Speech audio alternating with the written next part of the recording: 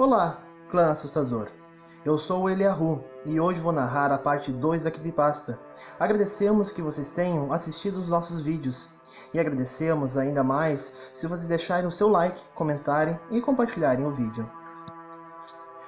Como lhe dizemos aqui, nós sabemos que é chato pedir sempre para nos apoiarem, mas é necessário. Apoiem canais independentes e iniciantes dando uma olhada nos nossos produtos afiliados e também nos apoiando no nosso Apoia-se. Temos a nossa chave Pix, aceitamos doações de qualquer valor. Também pedimos que vocês visitem as nossas redes sociais, a nossa página no Facebook, O Ponto no Conto, nosso Instagram, canal O Ponto no Conto e por último, e não menos importante, o Twitter, @no_ponto, certo? É muito importante para nós que nos apoiem nas redes sociais também para que possamos crescer e ter relevâncias nas redes. Agora, sem mais delongas, que fique com a parte 2 da nossa creepypasta. E espero que apreciem os nossos horrores e que se deleitem com os medos dos nossos vídeos. Que rodem a vinheta.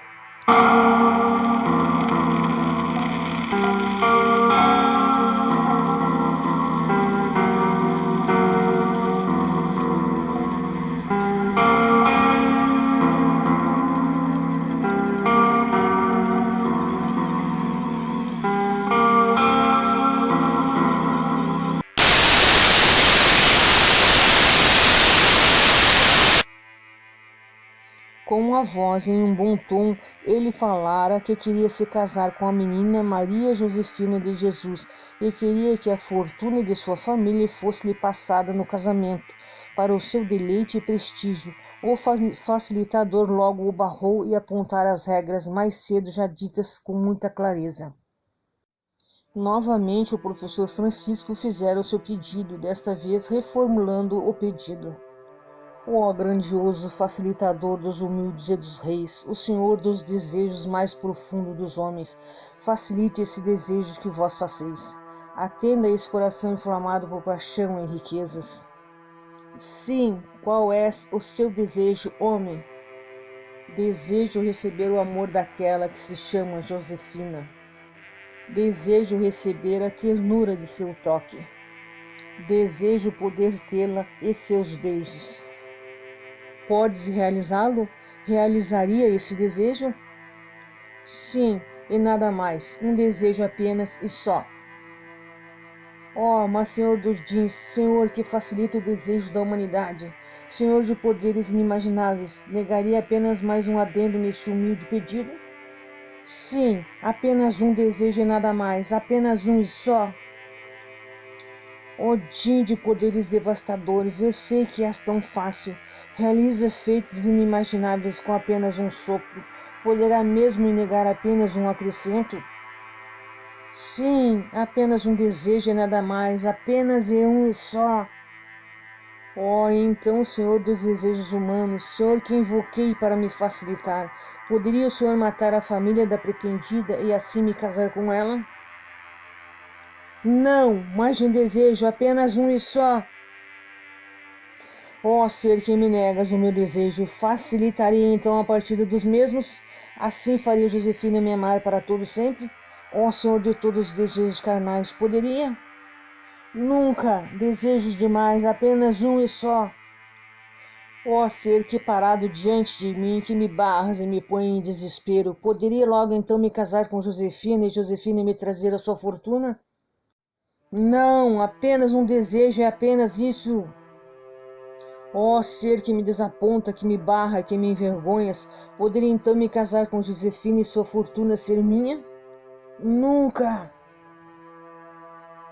Quase sem recursos de diálogo com o Djinn, que parecia se divertir com o desespero do professor, que parecia perder o embate, quase sem saída para fazer com que seu desejo fosse apenas um e não dois e nem três, isso requeria muita concentração e não seria insistindo com o Djinn que lhe conseguiria o que queria. Portanto, parara por minutos e observara a sua situação e refizera o seu pedido. Facilitador, poderia me dar meios para convencer Josefina a fazer o que eu bem entender? Sim, poderia? A sala de Francisco se enchera de fumaça. cheirando a incenso de ervas verdes, e um som como portões sendo abertos com correntes foram ouvidos, e por fim tivera a sua resposta. Sim, e nada mais deverá ser feito, mas preste atenção em minhas palavras. Um sacrifício para mim deverá ser feito com sangue, deverá ser selado em contrato cósmico entre eu, facilitador desse acordo, e entre os deuses sobre o domo celestial. Uma adaga de ouro crivada de joias brilhantes aparecera na mão do Jin, que a entrega ainda sentado na nuvem de fumaça, e o professor a apanha, a observando com muita maravilha em seus olhos.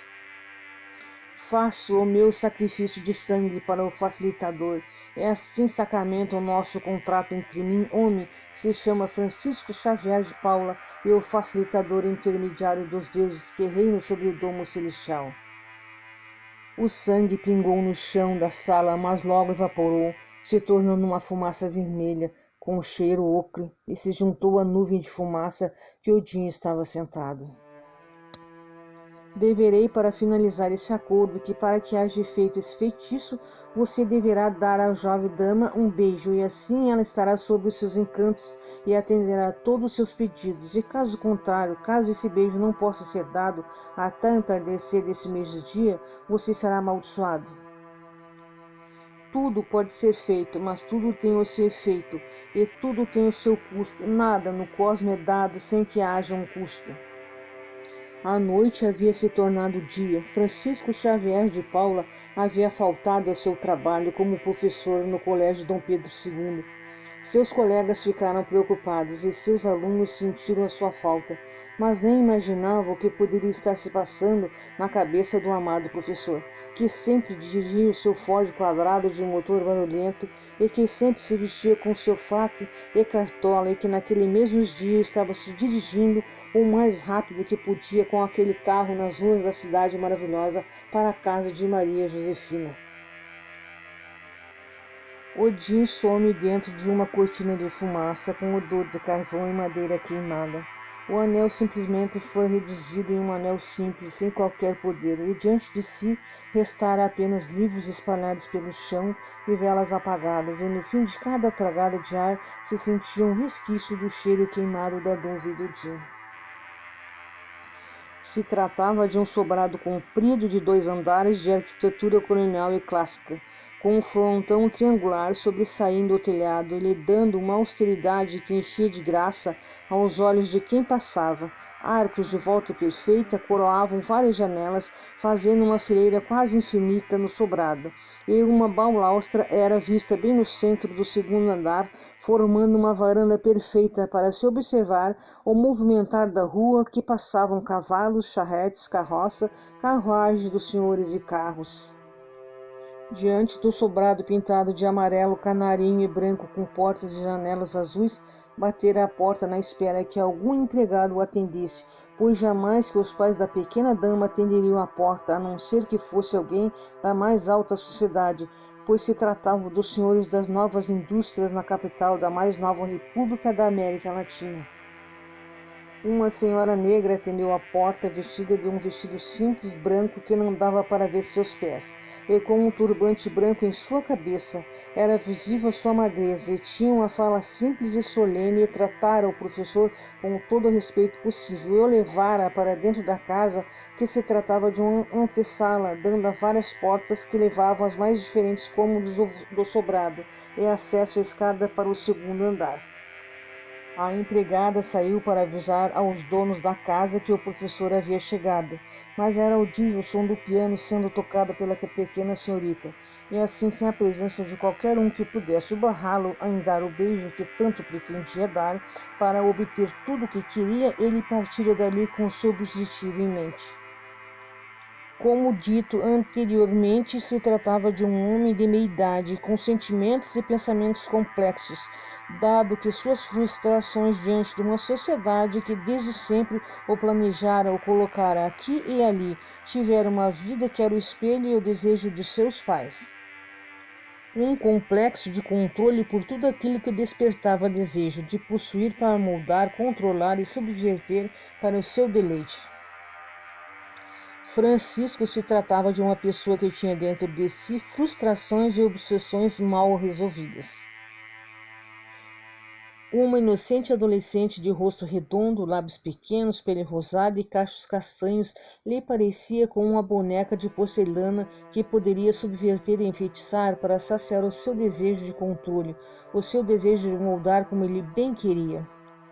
O desejo de que fosse um catequista e um professor, pois um professor em seu tempo, em sua sociedade, era o que a maioria da alta sociedade queria para seu filho. Isso que fosse doutores, advogados, senão padres e bispos, ou qualquer coisa que pudesse trazer inveja e orgulho para os seus nomes. Mas o seu obstáculo seria o beijo. Como ele poderia atrair o desejo de uma menina que sempre fora guardada como as joias da coroa da realeza, que jamais tocara ou fora tocada por algum homem, a típica princesa trancafiada numa torre alta fora do contato do mundo? Tardes longas de leituras bíblicas e ensinos de instrumentos musicais, francês, alemão, inglês, eram as línguas preferidas de sua família, para que a boa moça Josefina atraísse um homem certo, que trouxesse lindos netos e mais fortuna para sua família. Se tratava de um empreendimento que eles trouxeram para o mundo e que estava ameaçado de ser roubado junto à fortuna de várias gerações e explorações e escravidão. No segundo andar, em um quarto amplo com a porta aberta, estava a menina num vestido apertado, passando-os dos joelhos, sapatilhas e cabelos soltos pendendo às costas, caminhando com o som alto dos seus sapatos sociais sendo atacado pelo sol forte que se fazia, que transpassava pelas janelas escancarada para se dar o seu bote letal.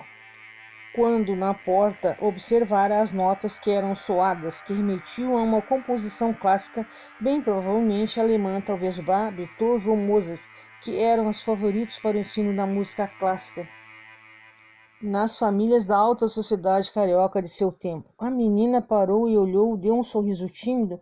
Não era dia de suas aulas com o professor, e então indagou o que pretendia ali.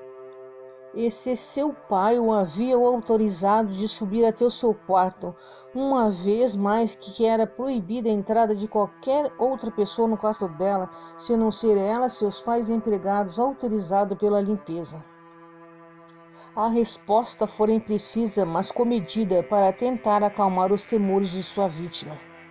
A sua resposta imprecisa assoara a mais desculpas para alguma má intenção.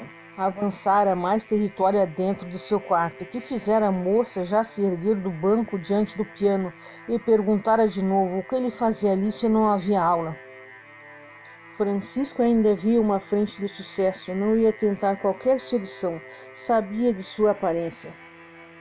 Seus pais haviam-a enchido de temores quanto ao homem mal intencionados e que poderiam fazer mal e repreendiam qualquer contato com homens, até mesmo meninos de sua idade, com versículos bíblicos e represálias com surras.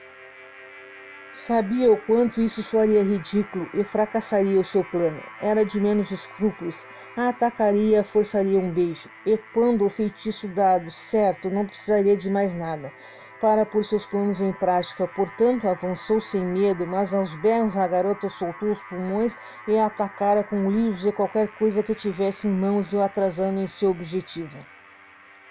Quando diante da moça, com ambas as mãos em sua cabeça, para selar o feitiço, uma mão bruta e forte o puxou para trás e o dera um golpe que fora posto no chão em instantes. Não se tratava do pai da menina que, chorando e horrorizada, saíra correndo da casa. Se tratava de um rapaz muito mais novo que ele e tinha nos seus olhos o típico fervor de raiva, mista de ciúmes. Era o segurança da casa. Um homem também mais velho que Josefina, mas era incumbido de assegurar a vida dela. Militar e empregado da casa, desde novo, a sua família o pôs em colégios militares para que tivesse a boa doutrina honrosa que eles buscavam, e quando teve a oportunidade de ser segurança de uma família como a de Josefina, não perdera tempo e encontrar um segundo prazer no que fazia, vê-la tocar instrumentos musicais que ele nem mesmo sabia que existiam, e falar coisas que o derretiam por dentro, em outras línguas. Portanto, o seu maior sonho e objetivo cair nas graças também da menina. E assim o professor Francisco encontrara seu obstáculo final, e que o acabaria pondo para fora da casa. E faria todos os residentes da casa, empregados ou não, se horrorizarem com que o empregado alegaria que havia visto um homem que era professor e catequista na cidade maravilhosa e abençoada por Deus, atacando uma nobre menina que, quando inocentemente tocava o piano, em que todas as manhãs preenchia o sobrado da família de ternura e música. Sendo jogado como lixo pela porta, de joelhos e com o rosto machucado, e seu orgulho e ego ferido, se vira tendo a porta de entrada fechada e trancada com força. O seu Ford estava o esperando para que ele saísse dali, mas para anoitecer não tardaria. Toda aquela empreitada levava uma manhã inteira e o seu objetivo exclusivo estava mais distante do que nunca. Já era tarde. Francisco Xavier de Paula estava dentro de seu carro. Não havia voltado para casa e sabia que não conseguiria ainda naquele dia dar o beijo que deveria ter dado em sua primeira oportunidade. Portanto, fora para a igreja da Candelária para rezar por sua alma. Fora pedir perdão pelos seus pecados e encontrar o padre para se confessar. Mas encontrar apenas o templo aberto para visitas e não se teria missa no dia, como até mesmo ele sabia. Portanto, se sentar num dos bancos para rezar o rosário e sempre levava dentro do bolso. Não entrara no seu carro, ou deixara onde havia o deixado antes de entrar na igreja, e começara a andar pelas ruas. Quanto mais tempo ele andava, o sol ia se pondo e a temperatura ia baixando, como o natural. Não havia sinal de chuva alguma. As pessoas que ainda não sabiam do seu crime e de sua tentativa o cumprimentavam na rua e desfrutara de seus últimos minutos como um ser humano comum. Por fim, o sol estava se pondo, as ruas estavam mais vazias, e basicamente somente ele estava nas ruas, e começaram a notar uma neblina que o envolvia, tinha o mesmo odor da fumaça do gin sufocando, e ele começara a correr pelas ruas, gritando por misericórdia de sua alma, mas a única coisa que lhe fizera despertar a curiosidade das pessoas, que abriam as janelas de suas casas para apenas ver um homem de meia idade, vestido de fraque e cartola, berrando aos plenos pulmões, por socorro. A neblina que lhe dera como uma alucinação apenas ele via. Correra até cansar, e quando o sol se pôs por completo, o seu rubor mergulhou no azul celeste. Ele estava sozinho na rua, iluminado pelas luzes dos postes do centro carioca, altos e compridos, com seu estilo tão marcante de época memoriais. O seu corpo começara a se esticar e aos berros se transformava em uma criatura de consciência vil e disforme. A sua cabeça se acendera como uma lâmpada, o seu corpo vestido tão elegantemente, mais parecia um poste de tão alto. Não havia rosto nem boca e começou a andar pelas ruas, atraindo as suas vítimas com a sua luz hipnótica, emitindo sons baixos como sussurros. As lendas acerca deste homem que se transformou numa criatura disforme narram que ele sempre está na espreita nas ruas do Rio de Janeiro. O velho professor teve o seu desejo vil frustrado por um ciúme mais antigo e forte que os seus sonhos de riqueza e prestígios. Ainda pode atrair mais diferentes vítimas, se apresentando como simpático e sempre oferecendo presentes. A sua predileção é de todas as moças da mesma idade que Josefina, de aparências similares. Ainda não se sabe se ele tem uma fraqueza ou algo que o repele, mas se sabe muito bem quem tem coragem ao atrair cantarolando debaixo de um poste a sua invocação. Ou espetáculos com seu corpo esguio desengonçado, e quem cai em suas artimanhas é levado para seu covil onde apenas ele conhece. Até hoje jamais ninguém achou ou recuperou suas vítimas. Homem poste, poste, quem há de te temer? Homem poste, poste, ainda quem pode te chamar? Homem poste, poste, quem irá vir me prender? Homem poste, será que ainda irá me pegar? Se repetidas vezes o invocar, ainda quem diga que lhe aparece, mas será que ainda existem pessoas que tenham essa coragem? Rezar o Pai Nosso como fora a sua última vez, como também rezar a Virgem Maria como se estivesse falando com sua mãe, ao se levantar, como ao entrar no templo de se benzera com o sinal da cruz e saíra de cabeça baixa. Não sabia o que lhe acontecer e também não sabia que tipo de maldição iria receber. mas sabia que haveria consequência. O que fizera, senão mágica e espiritual, haveria sua difamação e humilhação por parte da sociedade. Perderia seu emprego e seu nome seria arrastado até a sua morte na lama.